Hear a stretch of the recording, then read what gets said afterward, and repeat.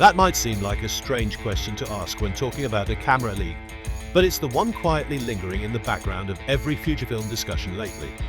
As we prepare for the expected release of the Fujifilm X-T6, we're not just looking at specs, we're facing a shift in energy, enthusiasm, and expectations. This isn't just about a new camera. It's about whether Fujifilm can reclaim the momentum it once had. Welcome to Alt Buzz. We don't just follow rumors, we break them down to uncover what they really mean for creators like you. If you're tired of surface-level spec talk and want honest insights, you're in the right place. Let's dive in.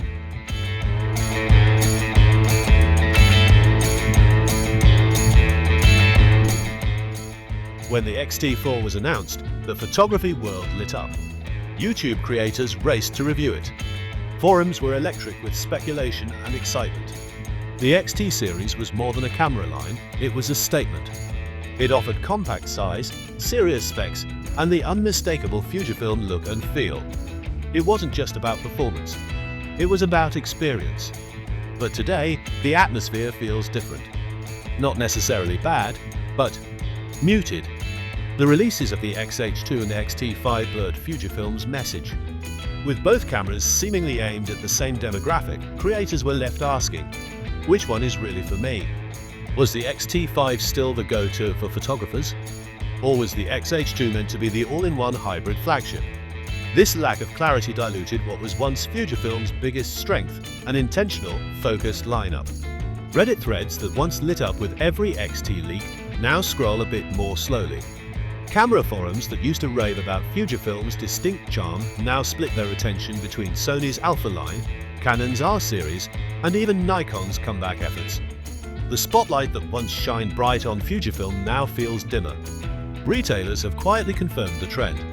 The X-T5 didn't sell as fast as expected, while the X-H2, despite its impressive performance, didn't generate the buzz Fujifilm had hoped for. The brand, once synonymous with creative freedom, is now navigating a marketplace that's grown colder and more competitive.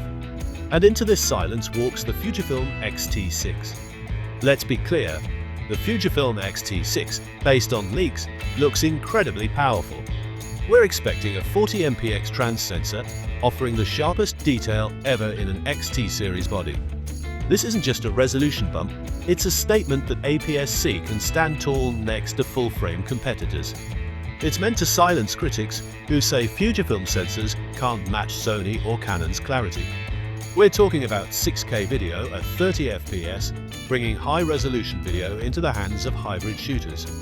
Add in deep learning autofocus tracking, improved battery life, and better weather sealing, and you've got a camera that theoretically solves all the pain points of previous X-T models. But here's the real question. Will these upgrades actually change how you shoot? Because most social platforms compress everything. Instagram stories, heavily compressed. YouTube, re-encoded through aggressive algorithms. The real-world impact of 6K capture often gets lost once it hits the final platform. It's not just about what a camera can technically do, it's about how much of that actually enhances your workflow. Fujifilm users have been asking for reliable autofocus for years. The X-T5 made notable strides, but it still doesn't match the confidence you feel when tracking a moving subject on a Sony a7 IV Canon EOS R6 Mark II. If the X-T6 can finally close that gap, it would be a game changer. But let's not overlook the compromises that come with higher resolution. That 40MP sensor, it's going to chew through SD cards. Your burst rates may take a hit. You might face increased rolling shutter issues during fast panning in video mode. These specs come at a cost, both in performance and storage demands. Yes, these are impressive numbers.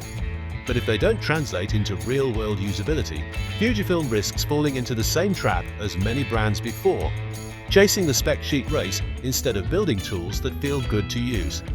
There was a time not long ago when the X-T3 and X-T4 dominated the conversation. Creators praised Fujifilm for listening, for innovating with intention. Physical dials made shooting feel tactile. The film simulations gave every photo a timeless, cinematic touch. These cameras weren't just gear, they were instruments. Fujifilm knew its audience. Creatives who valued aesthetics and control. Shooters who wanted to slow down, frame their shots deliberately, and enjoy the process as much as the outcome. Then came the fragmentation. The XH series arrived with more buttons, more specs, and a colder, more clinical vibe. Great cameras on paper, but they lost some of that Fujifilm soul. Suddenly, there were two flagships. One for specs, one for style. That clarity? Gone? The X-T5 felt too similar to its predecessor. The XH2 outperformed it in many ways. And in that overlap, Fujifilm seemed to forget the very identity that made its brand special. Meanwhile, the competition didn't wait. Sony's A7 IV became the do-it-all option. Canon's R6 II delivered seamless DSLR to mirrorless transition. Even Nikon, once counted out, has made huge strides with the Z8 and Z9. And then there's the bigger shift: how we create content. The average creator today isn't just a photographer, they're a hybrid shooter. Video is no longer optional. Smartphones have also eaten into the entry-level market. For many casual creators, the gap between phone and camera isn't wide enough to justify the investment. This leaves cameras like the X-T6 in an awkward place. It needs to be more than just good, it has to matter. It has to be meaningful in a market that has moved on, adapted, and changed. So who is the X-T6 really for? It's not for those chasing autofocus wars or maximum megapixels. It's not trying to outdo Sony in frame rates or Canon in low light performance. It's for creators who still value intention.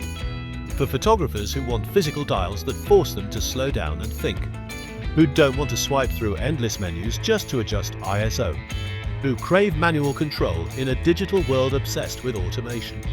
It's for those who believe in Fujifilm's color science, where skin tones don't need correction and film simulations like classic chrome, Velvia, or acros bring emotion to every frame.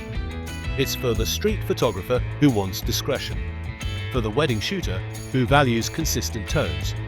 For the content creator who's more interested in timeless storytelling than trendy transitions. This is about philosophy. It's about resisting the algorithmic chaos of smartphones and embracing the craft of image making. The Fujifilm X-T6 could be the comeback story that restores confidence in the brand. But timing will be everything. If it arrives too late, or at the wrong price point, or tries to be everything to everyone, it might simply fade into the background of an already noisy market. But if Fujifilm leans into what made the X-T series special, if they honor the legacy while solving key pain points, this could be the camera that brings loyalists back and wins over new creators searching for something with soul. The X-T6 doesn't just have to perform, it has to remind us why Fujifilm mattered in the first place. It needs to inspire, not just compete. Whether you're a long-time Fuji fan or just curious about what comes next, this camera deserves your attention because it's not just about specs, it's about intention, style, and identity. So, will you wait for the X-T6, or has your creative path already taken you elsewhere?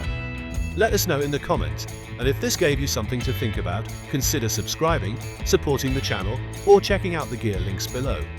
The Fujifilm X-T6 might be coming soon. The real question is, are we still waiting?